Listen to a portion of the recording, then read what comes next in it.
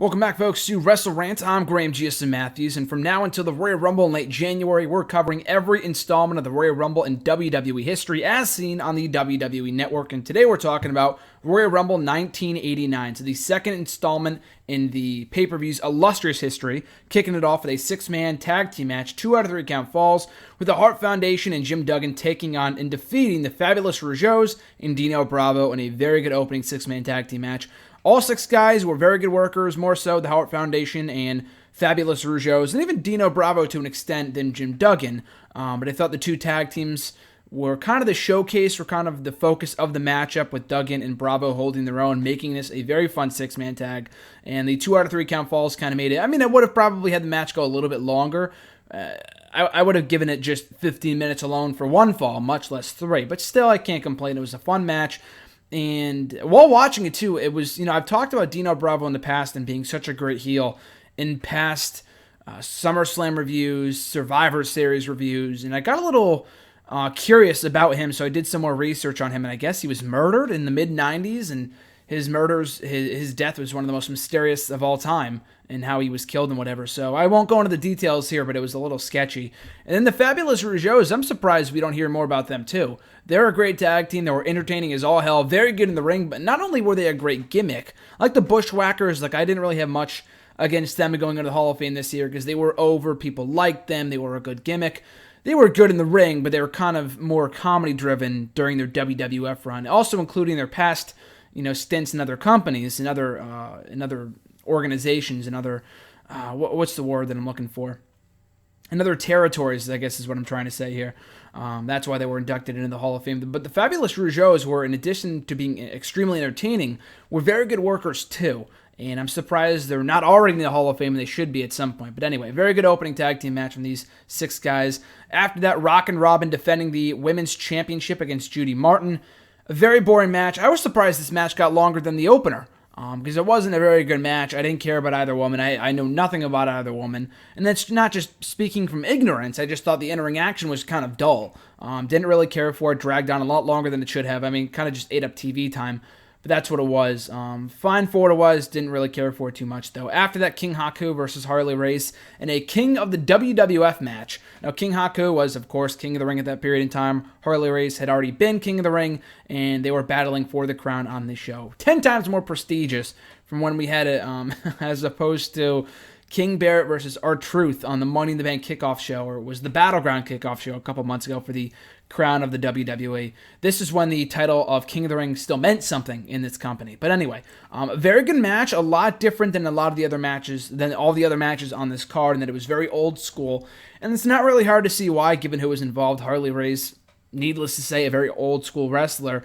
And then you have Haku, who was a very hard-hitting competitor. So their 2 styles clashed very well, made for a very fun match. King Haku picking up the win in the end. Harley Race put him over big time, so a big win for King Haku. Cemented him as the undisputed king of the company. So a good, different styled matchup. Maybe not for everybody, but personally I enjoyed it. So a good match from those guys, and King Haku emerged victorious. And from there we go to the 60-minute Iron Man.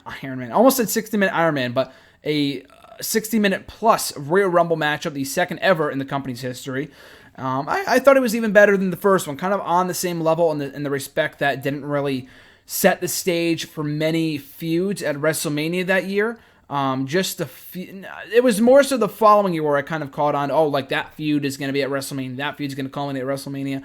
Happened a few more times in the 90 Rumble than in 89, but still a fun match, and because of that, I'm not saying that they shouldn't have gone into that Rumble without a winner in mind, but because of that, you didn't really know who was going to win. And if you don't know who has won every past Rumble, then I'm sure you're not going to know who won this one. But Big John Studd emerged victorious. But the big central story being told here, and this was, of course, long before that the winner of the Rumble would earn a title shot in the main event of WrestleMania. The one story they did further here, and did it very well, was between Savage and Hogan, of course, going into the WrestleMania match. I thought by this point Savage had already turned. I guess that did not happen until maybe February. I forgot the exact date, but I guess that happened after this pay-per-view because Savage was still a babyface at this period in time, and they were still a unit. But anyway, I'm pretty sure Savage was battling with Bad News Brown, I want to say, and Hogan tossed them both over, of course, once again planting the seeds for their WrestleMania match and the tension teased between the two. And They settled it after the match at the end of the show, but still it would kind of show a rift in the ranks between Hogan and Macho Man or Randy Savage and the Mega Powers. So great storyline progression there, and neither guy won. It was Big John Studs, kind of a random winner. I loved when they did, like, when they would have sound bites from, they had like everyone involved talk, which was kind of excessive, but when you have at least, 5 people talk about why they should win the Rumble, why they want to win the Rumble, their goals for WrestleMania, it makes you invest in that character that much more. And they have not done that in years and years and years. Maybe once in like 2012, but other than that, I can't really think of many instances in recent years where WWE has done that. I think stuff like that really goes a long way. Small touches make the biggest differences, in my opinion. So I feel like if they brought that back for the upcoming Rumble, it would be awesome. And it really made me care about each guy, even if I didn't know who all of them were. Most of them I am familiar with. Most of these guys I was familiar with. But for the people that I wasn't, like Rugged Danny Garvin, or what's his name? Garvin, the Rugged Garvin. I forgot what his name was. Even when he talked about being in the Rumble, I cared about what he had to say because they gave him mic time and some character development. Those 2 words go a long way in wrestling.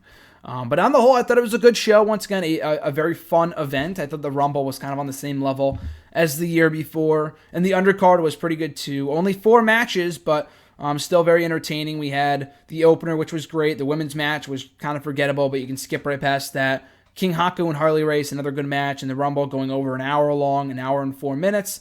It was good. I enjoyed it, and it made for a very fun, I think it clocked in at about 2 hours and 40 minutes. So a fun 2 hours and 40 minutes. If you want to check it out on the network, Royal Rumble 1989. And as I mentioned in my past videos, going forward, it's easier for me, but I will not be reviewing any more network shows, any more pay-per-views. The WrestleRant videos will be cut down to only 2 a week and not 3. Like I said, it's easier for me when watching the shows, so I don't have to watch 9 hours a week instead of just 6, which is a lot easier. So I'll be doing that going forward with new WrestleRant videos up every single week, unless, of course, we miss a day or something, and then 2 will go up on the weekend. But other than that, standard schedule calls for going forward that we will have 1 on Tuesday and 1 on Saturday, and on Sunday I might just post some other random video that I just have hanging around the library that I have yet to publish. So be on the lookout for that tomorrow. But in the meantime, and in between time, you guys can follow me on the Twitter at WrestleRant. Find me on Facebook at facebook.com/Graham.GSM.Matthews. And also right here on YouTube by liking, commenting, sharing, and subscribing. All support is greatly appreciated. I'll be back on Tuesday right here on WrestleRant with my full review of Royal Rumble 1990. So until then, guys, have a great rest of your weekend. I'm Graham GSM Matthews, and I'll catch you folks down the road.